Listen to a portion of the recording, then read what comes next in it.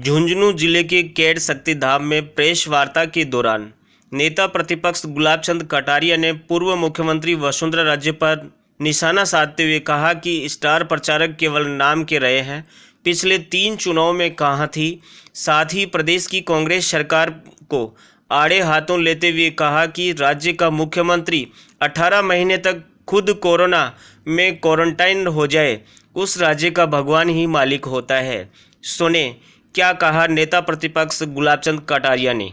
जिसके लिए हम चले हैं उसको ठीक प्रकार से जमीन पर उतारने का प्रयास करें, इसलिए साथ बैठते हैं, आपस में चर्चा करते हैं। एक तरफा नहीं केवल भाषण दिए और सुन के चले गए, उनके विचारों को भी उसके साथ जोड़ करके प्रयत्न करते हैं, जिससे संगठन सशक्त बने और विचारधारा को ठेठ नीचे तक उतार। चुनाव की तैयारी अपने आप उसमें होती है। कारण क्या है, हम अपना जिला संगठन, मंडल, शक्ति केंद्र, फिर पोलिंग स्टेशन और उसके बाद पन्ना प्रमुख, यहाँ तक की रचना करने का जो निरंतर प्रयास कर रहे हैं वो ठीक प्रकार से नीचे जाएगा तो अपने आप चुनाव की तैयारी। और चुनाव की तैयारी में दूसरा जो मोटा काम है, इस सरकार की असफलता को ठीक तरह से जनता के बीच में पहुंचाना।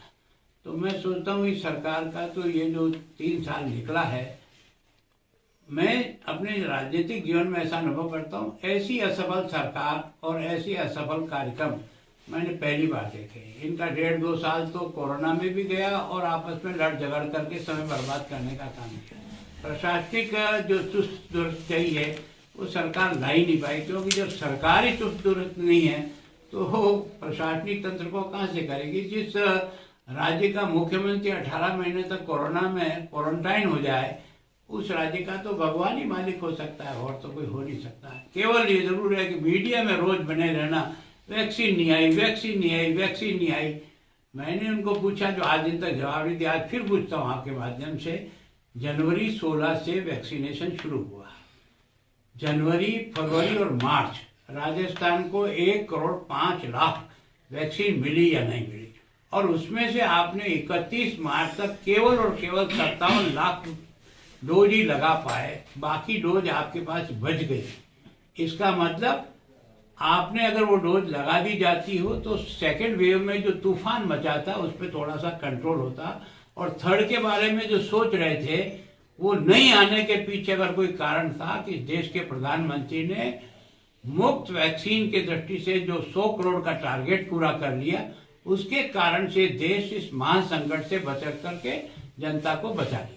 सर, उससे जो उम्मीदवार हमने दिया उसको जनता ने स्वीकार नहीं किया, इसको स्वीकार करने में मुझे कोई एतराज नहीं, लेकिन जो हुआ है उसका मूल्यांकन करेंगे, विश्लेषण करेंगे, कमी रही उसको सुधारने का प्रयत्न करेंगे, और आगे की लड़ाई के लिए अपने आप को और क्षेत्र को चुस्त दुरुस्त करेंगे। स्टार प्रचारक होने के बाद प्रचारक एक ऐसे ही नाम चल पड़ा है। मैं सोचता हूँ इससे पहले वाले 3 चुनाव हुए उसमें वसुंधरा जी कहाँ गई थी।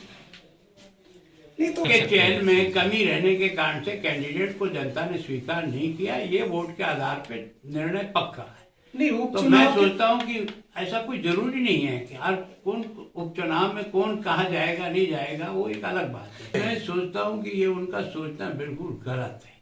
बीजेपी न कभी आंतरिक में फंसी है न फंसेगी। कारण क्या है, यहाँ जो निर्णय होता है वो सामूहिक निर्णय होता है, व्यक्ति का निर्णय होता है। इस पार्टी में व्यक्ति महत्वपूर्ण नहीं होता है, विचार महत्वपूर्ण होते हैं, और इस कारण से यहाँ टकराव हो नहीं सकता। जो टकराव करेगा वो अपने टकराव करते रह जाएगा। बलराज मधोक ने टकराव कर लिया, अपने आप में चला गया। इस पार्टी ने गुलाब चंद कटारिया अकेले ने जिम्मेदारी और ठेकेदारी ले रखी है।